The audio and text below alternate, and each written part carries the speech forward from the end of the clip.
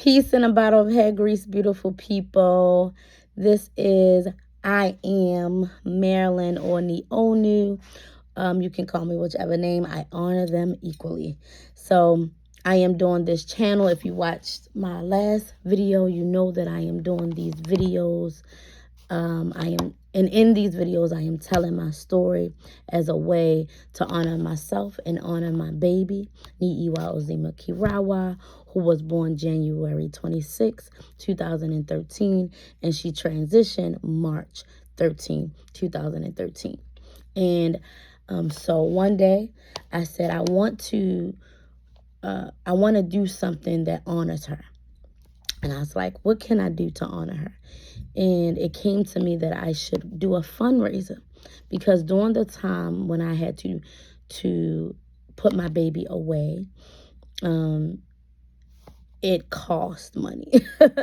I buried my baby, so it cost money, and I was dealing with so much, right? Mentally, physically, emotionally. So the financial part was just like it was a lot. It was a whole lot.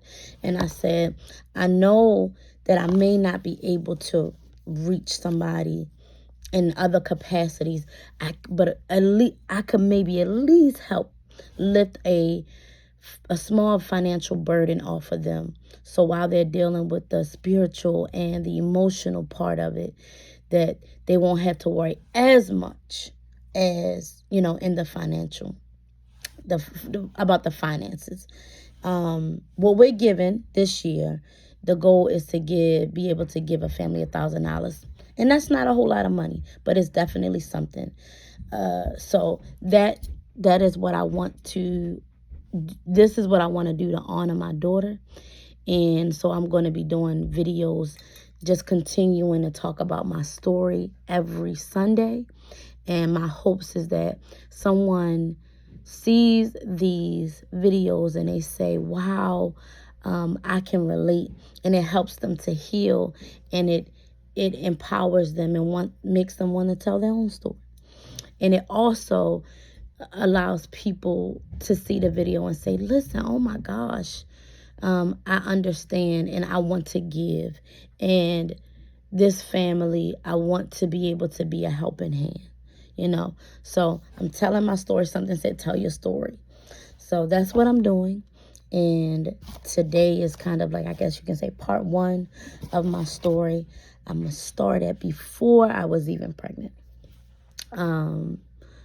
Real quick. So in order for me to be able to stream live, and not streaming live because you have to have at least 50 subscribers in order to stream live from your mobile device.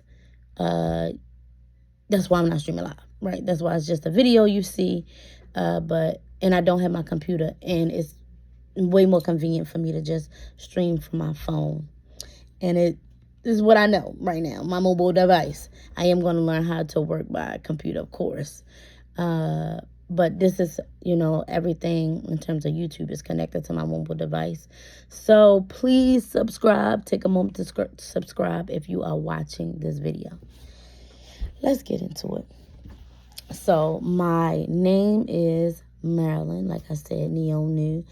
I want to start from when I'm 35 today, 34 today, but I want to start from when I was 2023, between those times. I don't know exactly what happened in between those years, but I know, I don't know what happened in those specific years, but I do know what happened between those years leading up to me being pregnant. Anyhow, so let's start off with when I was around between 20 and 23, I left around 19, let's say 19. I was a part of an organization all through my childhood, high school. I was a part of a youth-led organization called the Baltimore Algebra Project. And in the Baltimore Algebra Project at that time, we were fighting for funding for Baltimore City schools. And it was about raising awareness around the inequalities and inadequacies in the schools, right? And saying that this is not fair. We're not being treated fairly. We're not being treated equally. Our books are not up to date. We're not receiving the funding we're supposed to receive per child. We need to do something about it. So as young people in the organization, we got together. We went to school board meetings. We did 3-day strikes. We fought against standardized testing. We fought against, we fought against all the injustices that you could probably think of when it comes in the school system, when it comes to the equalities. So that's what I was doing at that time, right? So, and I love doing that. I learned so much about myself. I was very empowered being a part of the Baltimore Algebra Project. Empowered as a young woman, empowered as being around so many men and understanding that doesn't matter. You still have power. And being around people who mentored me and showed me and encouraged me and supported me in the work that I was doing with the Baltimore Algebra Project as we fought against injustices against youth. We also fought against a youth prison that was trying to be built at that time. And we actually, was pushing a moratorium on the sorry y'all. We was pushing a moratorium around, on the construction of the prison. So we kept pushing it, and guess what? To this day, that prison hasn't been built. So, so that was a beautiful thing. So, but we were fighting for funding. At 19, I went away to go to college. I went to Salisbury State University.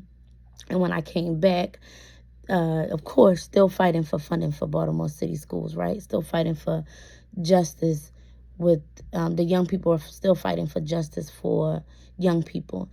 And they were at this time doing a hunger strike. And I said, yeah, I'm going to join this hunger strike, And I joined the hunger strike. And we did. We and the fight was at that time was to get money from a fund called the Rainy Day Foundation. And we were saying, it's raining. That was like kind of our like slogan. It's raining. It's raining on Baltimore. It's raining on Baltimore. It's raining on our children.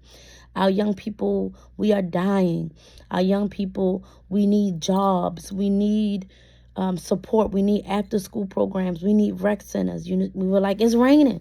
We need the city and the state to be held accountable for taking care of our children. We need you to do this. We need you. We need this money from you, right? And so what happened was, to make a long story short, the mayor at that time did sit down with us and offered us $0. We didn't get any money. And I went through a serious depression because my thought was, young, 19, naive me. I said, oh, yeah, look, we're going hungry. We're not eating. They're going to give us this money. We're starving ourselves. They care about, they act like they don't care about young youth, but they do. We're going hungry. They are going to make sure we're gonna make sure that they pay attention to us, right? And when we sat down with them and they said, basically all the mumbo jumbo equaled up to us is that we're not giving you anything. I went in a serious depression because, like I said, I thought that we were going to get the money. I did. 19 years old, just don't know, don't know nothing. I thought I knew. I just knew we were going to get the money. I was very optimistic. I said, I think I have a video somewhere if you look it up. I think you look up 3-day hunger strike, and I'm in the video saying, like, at the end of it, I know that they're going to make sure that we get this funding. And I was serious, y'all. I was so serious. And so after they offered us nothing, we have young people going on a hunger strike, and they offered us nothing. I I went through a serious depression because I really thought that the city cared about us more. And I was so, like, I was just like, forget fighting for schools, forget fighting for our people. These people don't love us. They don't care about us. I don't even know what to do. I just was sad and I was upset, and I just kind of closed myself off a while to the world, to fighting, to advocating. I was just like, they don't care, right? And so I don't know how. At some point I came across an after school program, and somebody, I don't even remember, so please forgive me. But I don't remember who introduced me to this after school program. But in this after school program, they were teaching African history and culture to young people. And I was like, oh, cool. Not that I knew a lot about African history and culture, but I did know how to teach, because when it comes to teaching our little people, I got that. I can do that. So I was excited.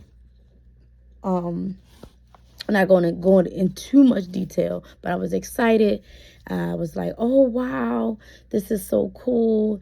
And there was somebody who told me,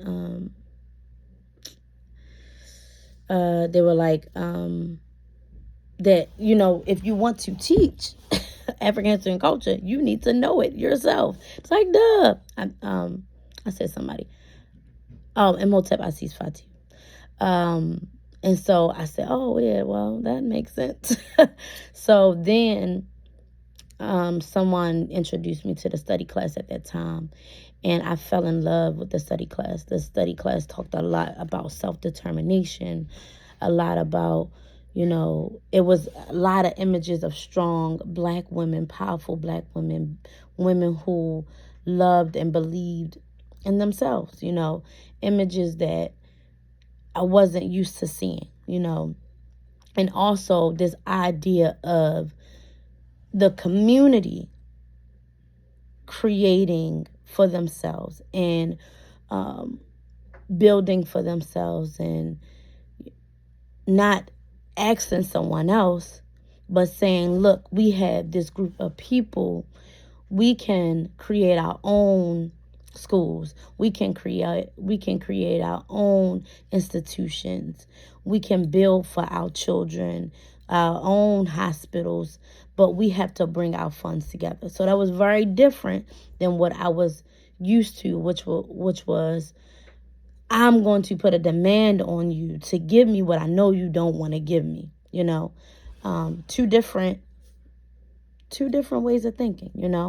And so my mind started to drift. I started thinking more about like who I am as a person, who I am as a Black woman, and my responsibility to myself and my people, and what does that look like. And at that time, it was like, oh shoot, I got some ways about me that I probably should change. It started at this study class, had me really thinking about who I was and how I felt like who I was and where I felt like I needed to be at that time. So I I was paying attention to how I dressed. I was paying attention to how I wore my hair. I was paying attention to what I knew, and what I was very ignorant of. And so the study class definitely showed me who I was and the importance of knowing thyself. And I'm super duper grateful for that experience, super duper grateful for that study class, because it started me on my journey of myself. So anyway, so I'm around a study class, and in my mind, I created this idea that, listen, I got to be this different person. Of course, different, but I had to be perfect. That's what's going on in my head. I have to be this perfect person. I'm around these people who they got it together. They know who they are. They sure of who they are, and I gotta be about that. You know what I mean? So there was a level of accountability on me that I put on myself just by being around all this awesomeness, right? So anyway, so it was a lot of pressure that I put on myself. So so I'm going to the study class and being consistent with going to the study class. We're talking about all types of things, just being a better version of yourself, things you know should and should not do as an African woman, and and like being honest, I was still out here, still learning about who I was and working to become a better version of myself. But I also was out here, and so I wind up when I say I was out here, I met this guy, and this guy liked me, like what he see. Anyway, like what he see, and so I gave him a chance, and we communicating sexually, unprotected, and so I want pregnant. I get pregnant, guys, right? So I get pregnant, and I'm like, oh my goodness, I'm doing this after school program, and I'm supposed to be letting the young ladies know about who they are. I'm supposed to be an example, and here I am pregnant. And I'm afraid about what people are going to say, what people are going to think about me getting pregnant. And I'm just all in my head. I'm so in my head. Like I'm not in a relationship with dude. We just having sex. You know what I'm saying? And what am I going to do? I cannot show up pregnant, these people think I'm on my toe, think I'm think I'm doing what I'm supposed to do. You know what I mean? And I did not want to be a bad example for the little girls who I was, teaching, So I was just like, oh my gosh. I was like, oh, yo, what am I going to do? So I considered, I'm like, what I'm going to do? But I always wanted to be a mother. Always wanted to be a mother, and I always wanted my first child to be, I always just say I want to have 10 children. And I always wanted my first child to be a girl. So I was like, oh my gosh, I'm going through it, I already made up in my mind about what people going to think, what people going to say, how people are going to handle it. It's just all stuff that I am making up in my head. There's nothing nobody told me. There's no conversation that I ever had with anybody. But in my head, I need to operate a certain way, which you should. But I have created all these ideas of what the outcome is going to be, right? So with all of this, and I'm just like, my world is turning. I feel like my world is turned upside down. I said, oh my gosh, I probably need to have an abortion, right? So I strongly considered it. So I'm just considering it. And then I said, say something to somebody. Say something. And see what they say, right? And so I talked to this one somebody. And this one somebody is my best friend. Is my best friend now. And I asked her what I should do, And pretty much she was just telling me that I need to do what I felt like is best for me and not to worry about, what people think. She was just explaining to me how beautiful having a child is, and that I would be okay if I decided to have my baby, right? And I was just like, yeah, because I always wanted to be a mother. But she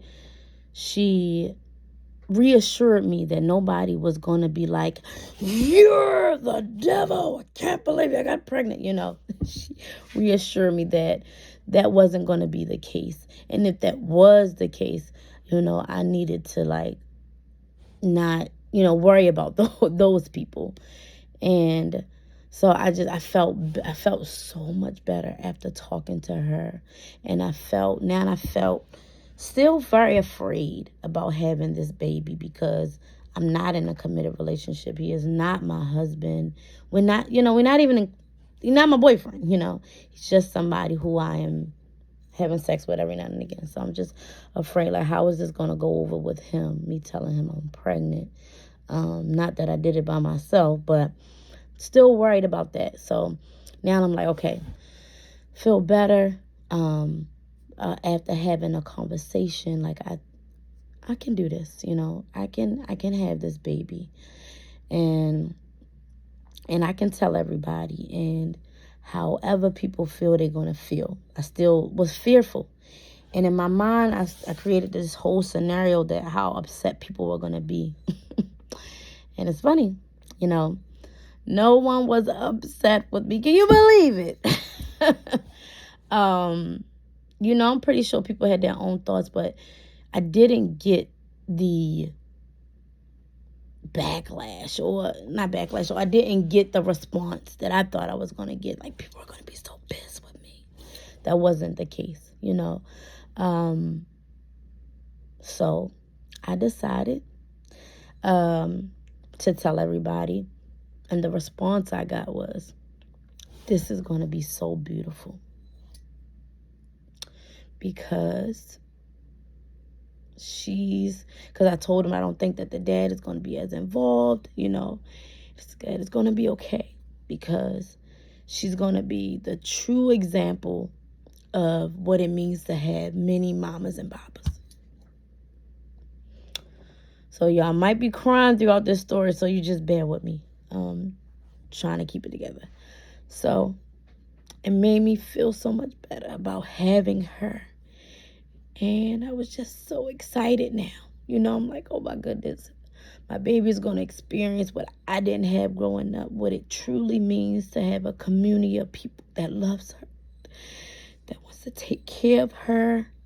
And so I went from this place of like, oh my God, my world is turned upside down, to like, I'm excited and I'm happy. And I even was taught about just doing it the traditional way. You know, your baby doesn't get a name until the elders in the community, you know, spend some time with her. So she didn't get a name while she was in the hospital. And guess what, y'all? I'm going to stop there. I'm going to stop there. So please tune in. Watch this video next week so that you can get more of the story. I don't want each episode to go on too long. But that is the first part of my story. And next Sunday, I'll be posting a video at between 11 and 11:30 until I get my 50 subscribers and I'm able to go live. Again, I am telling my story as a way to raise funds for a fund called Remembering Our Babies, in honor of my baby, who was born January 26, 2013 and transitioned March 13, 2013. I am raising funds, so please go under this video, click on the funding link, and give what you can. Give what you can. Let's come together as a community and support a family who has experienced the transition of a baby. I like and I love you guys so very much. Please subscribe to my channel. Please help me raise these funds. Let's come together. Ubuntu is a term, African term that means I am because you are. Let's come together. Let's take care of our people, and let's take care of ourselves, and let's take care of each other. I love you. I look forward to, I know it was an abrupt stop, but that's how I'm going to do every video. It's going to be an abrupt stop to my story. And I look forward to telling you more about me and my journey and my process of having my baby, and all that's happening, all that happened after. All right. Peace and about everything.